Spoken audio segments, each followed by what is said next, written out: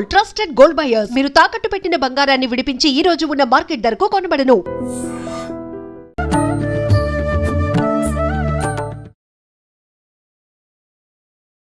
నమస్కారం, welcome to I dream. ధర్మ మార్గం విత్ విజిత కార్యక్రమానికి స్వాగతం. ప్రస్తుతం మనతో పాటు ఉన్నారు క్రియాయోగి ఆదూరి ఉదయ్ భాస్కర్ గారు. ఇప్పుడు వారితో మాట్లాడదాం. నమస్కారం అండి. నమస్కారం అండి. ఎలా ఉన్నారు? బాగున్నాను, మీరు ఎలా ఉన్నారు? అయితే మనకి ఇప్పుడు ఈ మార్గశిర మాసంలో అనగాష్టమి వ్రతం అని చెప్పి చేస్తూ ఉంటారు. అసలు ఎవరు ఈ అనగాష్టమి అంటే ఈ అమ్మవారా, లేకపోతే ఎవరు ఈవిడ, మరి అసలు ఈ వ్రతం ఎందుకు చేస్తారు, ఎవరు చేస్తారు? వ్రతం ఆచరించాలి అని అంటే ఖచ్చితంగా మన పూర్వీకులు ఎవరైనా ఆచరిస్తేనే వంశపారంపర్యంగా ఆచరించాలి అంటూ ఉంటారు. అలాంటి విధానం ఏమైనా ఉందా ఈ వ్రతం ఆచరించాలంటే? వాటి గురించి తెలియజేయండి. తప్పకుండా అండి. ఓం శ్రీ గురుభ్యో నమః, అస్మద్ గురుభ్యో నమః. శ్రీ గణపతి సచ్చిదానంద పాదారవిందార్పణమస్తు. ఎందుకంటే ఈ కాలంలో మనకి దత్తాత్రేయుల్ని ఎక్కువగా దత్త క్షేత్రాలని పునరుద్ధరించిన మహానుభావులు గణపతి సచ్చిదానంద మహాస్వామి. ఆయన ఈ అనగా వ్రతాన్ని కూడా చాలా విశేషంగా లక్షల్లో సామూహికంగా కూడా కార్యక్రమాలు నిర్వహించారు. అంతకుముందు వేరే వాళ్ళకి మాత్రం తెలియదు. మీరు అన్నట్టు అనగాష్టమి అనేది తెలియదు. కానీ ఇది ప్రతి నెల బహుళ అష్టమి రోజున, పౌర్ణమి దాటిన తర్వాత వచ్చే అష్టమి రోజున ప్రతి నెల చేస్తుంటారు. ప్రతి నెల చేస్తుంటారు. నేను కూడా ఒకసారి 2 సార్లు వాళ్ళ దాంట్లో నేను కూడా పాల్గొనడం జరిగింది. ఈ అనగా అంటే మన దత్తాత్రేయులు వారు విష్ణు అంశం, మామూలు త్రిమూర్తి అంశము, ప్రధానంగా విష్ణు అంశం కాబట్టి నారాయణ స్వరూపం. లక్ష్మి లేకుండా నారాయణుడు ఉంటాడు.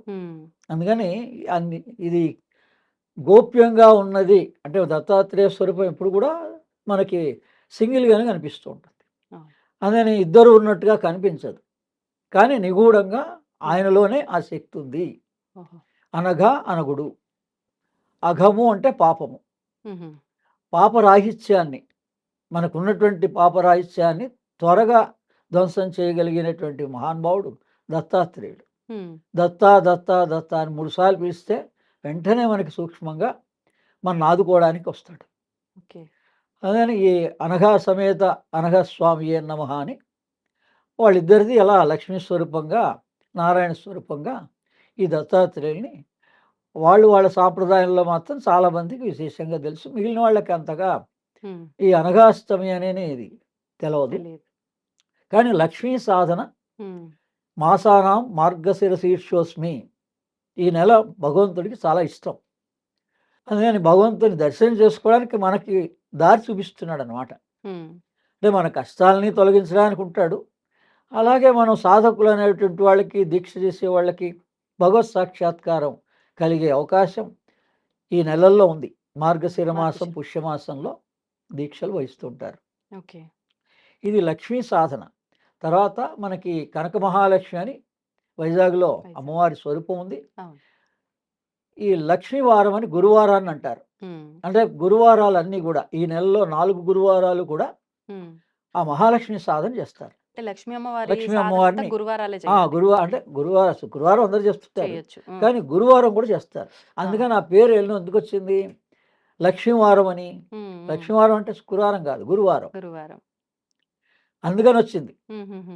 కనక మహాలక్ష్మి దేవత వల్ల అక్కడ ఆచార ప్రకారంగా ప్రతి గురువారం 4 గురువారాలు కూడా ఆచరిస్తారు మార్గశిర మాసంలో. ఇంకా తర్వాత నుంచి ఇప్పుడు ఒక గురువారం పూట మనం లక్ష్మీదేవిని ఎలా ఆచరిస్తున్నామో ఒక గురువారం సాంప్రదాయంగా మనం ఆచరిస్తే ఆ గురువారం కూడా చేసుకోవచ్చు. అమ్మవారు లక్ష్మి, అందుకని మా లక్ష్మీ స్వరూపాన్ని గురువారం కూడా ఆచరిస్తారు.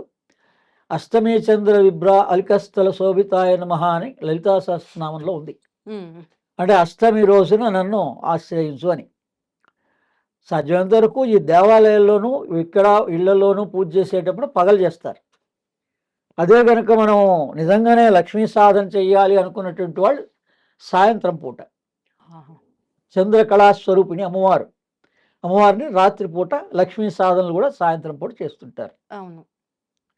అందుకని అష్టమి చంద్ర విభ్ర అలికస్థల శోభితాయ నమః అని అష్టమి చంద్రుడు సమానంగా ఉంటాడు 2 సార్లు కూడా. పౌర్ణమి దాటిన తర్వాత, అమావాస్య దాటిన తర్వాత కూడా 2 అష్టమి తిథులు వస్తాయి కదా మనకి. 2 తిథుల్లో కూడా ఆ చంద్రుని ప్రతిబింబం చూస్తే సమంగా ఉంటుంది. ఓకే. అంటే దాని అర్థం ఏంటి? మనస్సుకి ప్రతిబింబం చంద్రుడు. చంద్రమో మనసో జాతః. అంటే మనల్ని రిఫ్లెక్ట్ చేసి చూపిస్తోంది. అవును. అందుకని ఆ మనస్సు బ్యాలెన్స్‌గా ఉంటుంది. హ్మ్. రెండవది ఈ లౌకికానికి, అలౌకికానికి కూడా సమానంగా ఉంటుంది. ఆహా!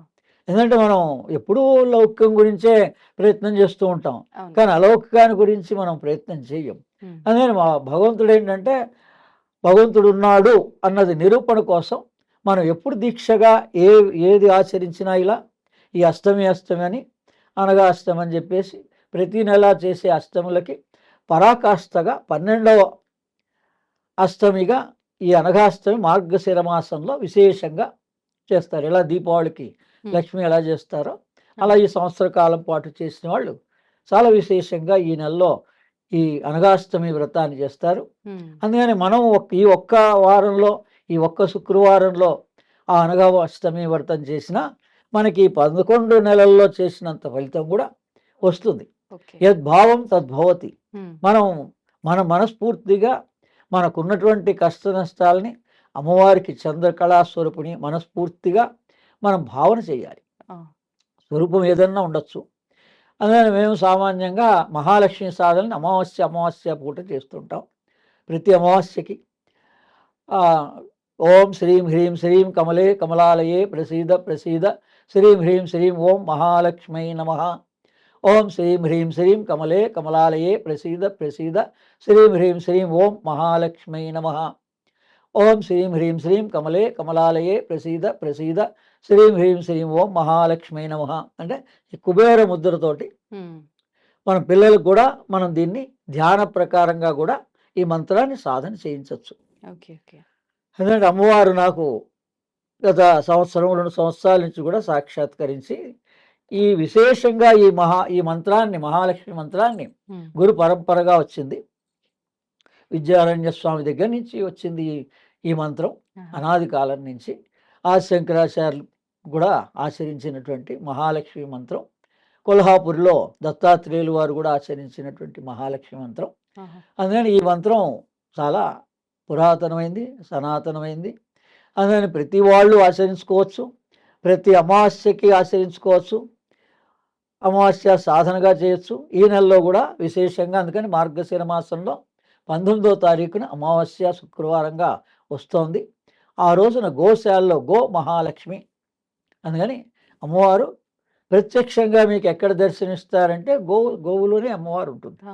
అందుకని గోశాలలో వెళ్తే మనకి గ్రహ దోషాలు పోతాయి. మనకు కావలసిన వనరులు, లక్ష్మి అంటే వనరుల్ని సమకూరుస్తుంది. కేవలం ధనమే కాకుండా మనకు కావాల్సిన సంపద అంతా, ఇల్లు కావాల్సిన వాళ్ళకి ఇల్లు, ఉద్యోగం కావాల్సిన వాళ్ళకి ఉద్యోగం, చదువు కావాల్సిన వాళ్ళకి చదువు, అలా ఈ రకంగా ఏంటంటే ఈ దత్తాత్రేయుల్ని లక్ష్మీ స్వరూపాన్ని ఈ మార్గశిర మాసంలో కనుక మనం ఆచరిస్తే మనకు విశేష ఫలితాలు ఉంటాయి. అందుకని దీంట్లో ఏముంది, మరి దత్తాత్రేయుల్ని ఎలా మరి ఆచరించాలండి అంటే సిద్ధమంగళ స్తోత్రం ఉంది. అందులో చివరి దాంట్లో చరణంలో పీఠికాపుర వాస మధుమతి దత్త అనే చరణం ఉంది, చివరి చరణం. కాబట్టి ఆ చరణం ద్వారా అంటే ఆ సిద్ధమంగళ స్తోత్రాన్ని మనం 9 సార్లు 11 సార్లు వరుసగా చదువుకోవచ్చు, పారాయణ చేసుకోవచ్చు. ఈ లక్ష్మీ స్వరూపంగా ఈ లక్ష్మీ మంత్రాన్ని చేయొచ్చు. అంటే అనగాలక్ష్మి వ్రతం ఆచరించలేని వాళ్ళందరికీ, అందరూ మామూలు అందరూ చాలా తక్కువ మంది ఆచరిస్తా అని చెప్పాం కదా. యావత్ మరి 2 రాష్ట్రాల్లో కొన్ని కోట్ల మంది ఉన్నారు. వీళ్ళందరికీ కూడా ఈ ఇద్దరిని ఎలా పూజించాలి, దత్తాత్రేయుల వారిని, లక్ష్మీదేవిని అనేటువంటి దాంట్లో పీఠికాపుర నిత్య నిహాస మధుమతి దత్త మంగళ రూప అని చెప్పేసి జయ విజయీ భవ దిగ్విజయీ భవ శ్రీమదకండ శ్రీ విజయీ భవ. ఇక్కడ ఏమన్నారు, మధుమతి దత్త. మధు అంటే అమ్మవారికి తేనె ప్రీతి. ఆయనకు కూడా దత్తాత్రేయుల వారికి పొంగల్ నివేదన చేస్తారు. ఈ మధుమతి దత్త ఈ స్వరూపం ఎక్కడుంది అంటే మనకి ఎత్తిపోతల అనే దగ్గర ఈ దత్తాత్రేయుల వారు మధుమతి సమేత దత్తాత్రేయులు వారు ఉన్నారు. ఏకముఖి దత్తాత్రేయులు. అక్కడ చౌడేశ్వరి దేవత క్షేత్రపాలకురాలు. అక్కడ విష్ణు స్వరూపంగా శ్రీ దత్తాత్రేయ ఆ, స్వామి. దత్తాత్రేయ స్వామి వారు ఉన్నారు. ఎత్తిపోతల అంటే అది మామూలు, ఇప్పుడేమో ఎత్తిపోతల అని మనం వాడుకగా ఉంది ఉమ్, పేరు. యతి యతీశ్వరులు తపస్సు చేసిన చోటు ఓకే. యతి తపోతల, ఆహాహాహాహా. అది వాడుకలో ఇప్పుడు ఎత్తిపోతల ఎత్తిపోతల అయిపోయింది. అంటే వాటర్ ఫాల్స్ ఎక్కడ ఉన్నాయని అండి ఇది? ఆ పేరు పెట్టారు. ఆ, ఆ. నారాయణ సాగర్ నుంచి 14 కిలోమీటర్లు ఓకే ఓకే. మాచర్ల రూట్లో ఉంటుంది. ఉమ్, ఉమ్, ఉమ్, ఉమ్. వెనుకొండ మాచర్ల రూట్లో ఓకే. నాగార్జున సాగర్ నుంచి వెళ్తే అద్భుతమైన దత్తక్షేత్రం ఉంటుంది. ఉమ్, ఇది మనకి అన్ని దత్తక్షేత్రాలు పాపనాశనం చేస్తాయి, కానీ ఇది ఆరోగ్యప్రదంగా మనము ఒక దత్తక్షేత్రం వెళ్తున్నామంటే మనం దేనికోసం వెళ్తున్నాము, ఏ దీక్ష వహిస్తున్నాము, శారీరక బాధల కోసమా, ఉమ్, మానసికమైనటువంటి బాధల కోసమా, లేకపోతే మనకి ఏదన్నా ధ్యానము కేంద్రీకృతం అవ్వాలని పోతున్నామా, అలా మనకి ఈ ధ్యానానికి దీనికి తపోభూమి అని కురపురం ఉంది ఓకే. దత్తాత్రేయులు వారికి. అవును అవును. అలాగే ఈ ఎత్తిపోతల అనేటువంటిది అక్కడ చెంచులు వాళ్ళు ఎక్కువ మంది వస్తారు, ట్రైబల్ పీపుల్ ఆహా. 90% వాళ్ళు ఉంటారు. అందుకని ఆ అట్మాస్ఫియర్లో మనకి అక్కడికి వెళ్ళంగానే ఆ సహజమైనటువంటి వాతావరణంలో మనకి ఆరోగ్యకరమైనది ఆయుర్వేద ప్రకారమైనటువంటివి మనకి లభ్యమవుతాయి. ఓ శ్రీశైలం కానీ, అందుకని ఇక్కడి నుంచి శ్రీశైలానికి గుత్తి బిలం అనేటువంటి దానికి కూడా గుహలు ఉన్నాయి ఉమ్, ఉమ్, ఉమ్. ఈ ఎత్తిపోతల నుంచి. ఓ, అందుకని రహస్యం. రహస్య గుహలు ఉన్నాయి. వాళ్ళు యతీశ్వరులు అందులో కూర్చొని తపస్సు చేసేవాళ్ళు. ఉమ్, ఉమ్. ఎప్పుడు అక్కడికి వెళ్ళినా యతీశ్వరుల దర్శనం కలుగుతుంది. ఈ సిద్ధమంగళ స్తోత్రాన్ని మనం 11 సార్లు పారాయణ చేస్తే కూడా మనం ఉన్న చోట్లో సూక్ష్మంగా ఆ యతీశ్వరులు మనని అనుగ్రహిస్తారు. 11 సార్లు 11 పారాయణకి. సార్లు ఈ సిద్ధమంగళ స్తోత్రం ఎంతో టైం పట్టదండి, చాలా సింపుల్గా ఉమ్, ఈ సిద్ధమంగళ స్తోత్రాన్ని మనకు అన్ని యూట్యూబ్లోనే భగవంతుడు ఏర్పాటు అవును. చేశాడు. అవును. ఎవరిది మంచి వాయిస్ తోటి మనది ఉందో ఆ ఉమ్, రికార్డ్ పెట్టుకొని మనం కంటిన్యూగా మనం వింటూ ఉంటే వినొచ్చు. ఉమ్, దాంట్లోని ముఖ్యమైన ఈ పదాలని పట్టుకోవాలి. ఉమ్. ఈ మధుమతి దత్త, మధు అని అంటే తేనె. అవును. అందుకని అమ్మవారికి పాయసం ప్రీతి. ఉమ్, పాయసంలో ఒక డ్రాప్ తేనె వేసి నివేదన చేస్తారు. ఆహా. ఇది ఈ ఈ రోజు యొక్క ఈ మాఘమాసంలో ఉండేటువంటి అష్టమి తిథి యొక్క ప్రాముఖ్యత, ఉమ్, అనగాష్టమి యొక్క ప్రాముఖ్యత, లక్ష్మీదేవి లక్ష్మీ సాధనలు ఇలా అందరూ చేసుకోవచ్చు. శ్రీ సూక్తం పారాయణ కూడా చేసుకోవచ్చు. ఇప్పుడు ఈ మంత్రం చేసుకునేటప్పుడు నియమాలు ఏమైనా పాటించాలంటారా? అంటే మామూలుగా ఇది నేను అందరికీ ఉపదేశం చేశాం. ఇది ధ్యాన మార్గంలో కూడా ఆచరించుకోవచ్చు. కాబట్టి దీనికి 108 సార్లు ఏ మంత్రమైనా చేసుకుంటే మంచిది.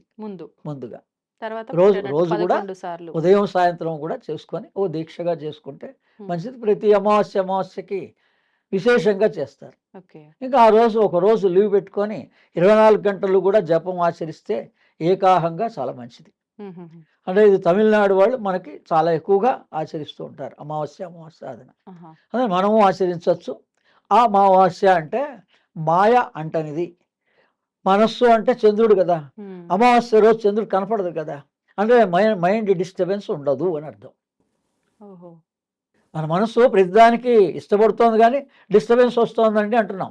అందుకని ఆ అమావాస్య రోజున కనుక నిజంగానే మనం మనస్ఫూర్తిగా ఆచరించడం మొదలు పెడితే ఆ 12 అమావాస్యలు చేసేటప్పటికి దీపావళి అమావాస్య వస్తుంది. ఉమ్, అలా నెల మనం ఏదో మనమే ఒక నియమం పెట్టుకొని మన అవసరాల కోసం మొదట కష్ట సుఖాల కోసం భగవంతుని ఆశ్రయిస్తాం.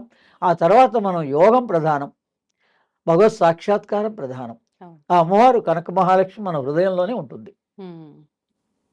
లోపలే ఉంటుంది. ఈ రకంగా అందరూ ఆచరించి తగిన ఫలితాలు పొందాలని ధన్యవాదాలండి. And for